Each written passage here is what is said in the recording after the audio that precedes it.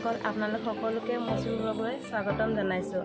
আজি মই আপোনালোকৰ ওচৰলৈ অন্য এক ৰেচিপি লৈ আহিছোঁ। কচু ঔটেঙা আৰু মাছৰ আঞ্জাকণ আজি কেনেকুৱানো হৈছে আপোনালোকে চাই উপভোগ কৰক। তেন্তে আহক ভিডিঅ'টো আৰম্ভ কৰোঁ। আজি মই চৌকাত বনাবলৈ লৈছোঁ আৰু আজি মই বনাম কচু ঔটেঙা আৰু মাছৰ জোল। আৰু এতিয়া মই ইয়াত কেৰাহী গৰম হৈ গৈছে, পানী দি দিওঁ আৰু সেইফালে বাতি এটাই 3 বাতিক মই পানী দি দিছোঁ। পানী প্ৰায় গৰম হৈ গৈছে। এতিয়া মই কাটি থোৱা কচুবিলাক তাতে দি দিম।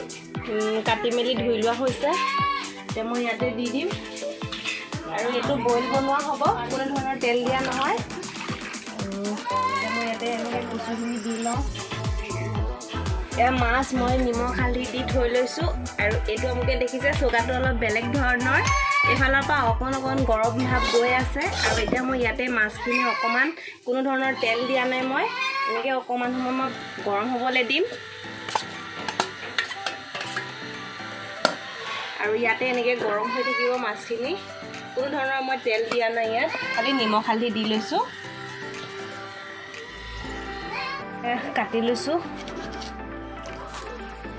আৰু এয়া কচু উতলি আছে, মানে পানী গৰম হৈ গৈছে। আৰু এতিয়া মই ইয়াতে দিম, এয়া কাটি লৈছোঁ ঔটেঙা।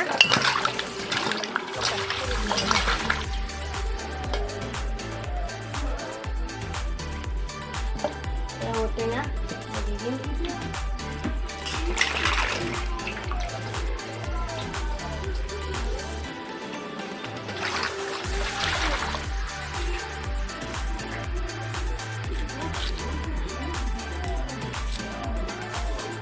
ঔটেঙা দিয়া হৈ গৈছে। এতিয়া মই প্ৰায় অলপ 5-10 মিনিট সময় উতলিবলৈ দিম। আৰু এইফালে প্ৰায় মাছটো হৈ আছে, গৰম ভাৱ পাই আছে।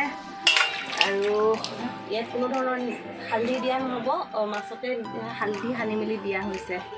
কচু ঔটেঙা উতলি আছে। এইফালে মাছৰ যিখিনি অকণমান পানী আছিলে সেইখিনিও শুকাই আছে। এতিয়া এইফালে আদা নহৰু জলকীয়া থেঠালিয়াই লৈছোঁ।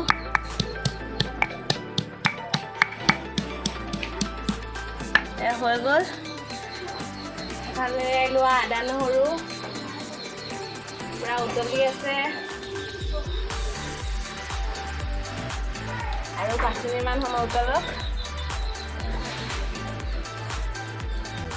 নিমখ আৰু জলকীয়াটো আপোনালোকে নিজৰ সোৱাদ অনুপাতে দি ল'ব।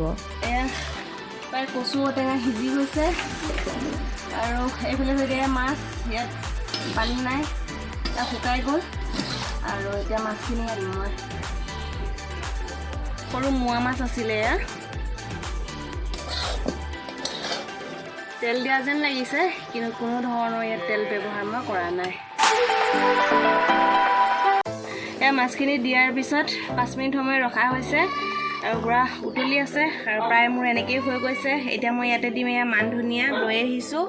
আৰু আপোনালোকে জানেই মান ধনিয়া দিলে চব্জিকণ সোৱাদ হৈ উঠি পৰে। তাকে এতিয়া মই মান ধনিয়াখিনি দি দিওঁ আৰু হৈ গৈছে প্ৰায় এনেকেই। আজিৰ ৰেচিপিটো কেনেকুৱা লাগিলে লগতে জনাব মোক। আৰু কেতিয়াবা আপোনালোকেও এনেকৈ বনাই খাবলৈ চেষ্টা কৰিব। আৰু খুবেই ভাল লাগে।